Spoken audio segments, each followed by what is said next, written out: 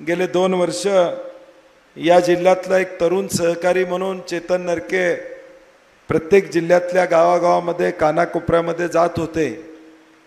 कारण की शेवटी राजकारणामध्ये याचं असेल तर पहिला सराव करावा लागतो आणि तो सराव करण्याचं काम चेतन सातत्याने गेले 2 वर्ष करत होते आणि त्यांची प्रामाणिक इच्छा या लोकसभेच्या रणांगणात उभं राहावं, दिल्लीमध्ये जावं, काही आपल्या अनुभवाचा फायदा हा कोल्हापूर जिल्ह्याला कसा देता येईल हा या तरुणाचा प्रयत्न सातत्याने होता।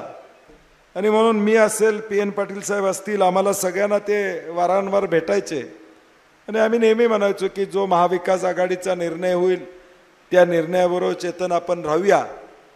कारण की आजच्या राजकारणामध्ये परिस्थिती अशी निर्माण झाली आहे की एखाद्याला ग्रामपंचायतला थांब म्हणलं तरी ते आमचं ऐकत नाही, अशी परिस्थिती आहे। म्हणजे भाऊ असला तरी थांबत नाही, भावकीतला असला तरी थांबत नाही। इथं तर काका चेतन नरके 2-2.5 वर्ष कष्ट करत होते, हे आम्हाला सगळ्यांना त्या ठिकाणी मान्य आहे की 2-2.5 वर्ष हा जिल्हा एकट्यानं बिचाऱ्यानं पिंजून काढायचं काम केलं, लोकांना जुळवायचं काम केलं। आणि मी ज्यावेळी जिल्ह्यात फिरायचो, चंदगडपासून सगळ्या तालुक्यात, मला प्रत्येक ठिकाणी सांगायचे साहेब चेतन नरके येऊन गेले 2 वर्ष बिचारा हा आपली सगळीकडं आपला विचार घेऊन जाण्याचं काम त्यानं प्रामाणिकपणे केलं। परिस्थिती विशिष्ट या देशामध्ये निर्माण झाली, एक गढूळ वातावरण झालं आणि सगळ्या वातावरणामध्ये आदरणीय महाराजांना सगळ्यांनीच विनंती केली की आज या निर्णायक लढाईमध्ये या देशात चाललेल्या वातावरणाला जर तोंड द्यायचं असेल तर ते फक्त आणि फक्त राजश्री शाहू महाराजांचा विचारच तोंड देऊ शकतं। आणि म्हणून आपण उमेदवारी करावी ही मागणी आम्ही सगळ्यांनी केली आणि म्हणून या सगळ्या स्पर्धेमध्ये चेतन नरके थोडे पाठीमागे राहिले। जिल्हा काँग्रेसचा अध्यक्ष म्हणून मनापासून चेतन धन्यवाद या ठिकाणी देतो, तुमचे स्वागत मी निश्चितपणे या ठिकाणी करतो।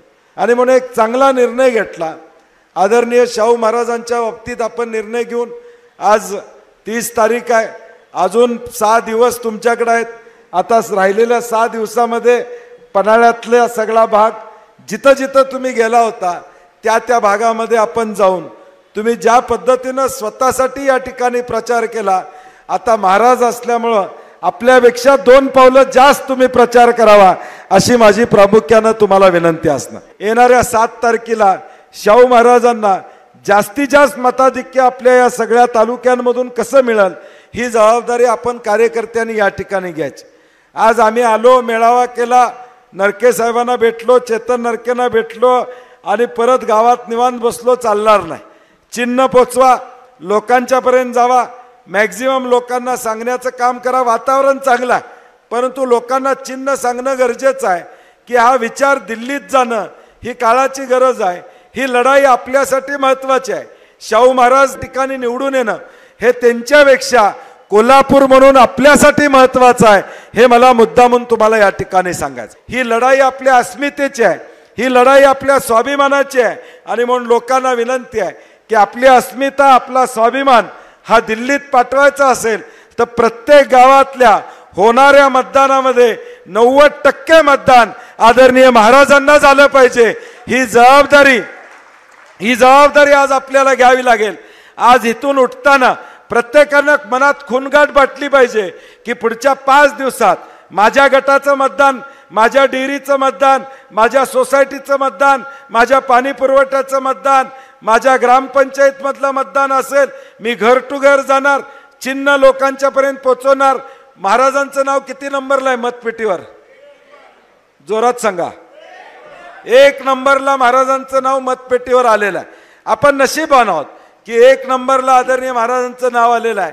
यावर तुम्हाला काय वाटते कमेंट बॉक्समध्ये लिहा। चॅनेलला सबस्क्राईब केले नसेल तर नक्की सबस्क्राईब करा। जगात भारी कोल्हापुरी।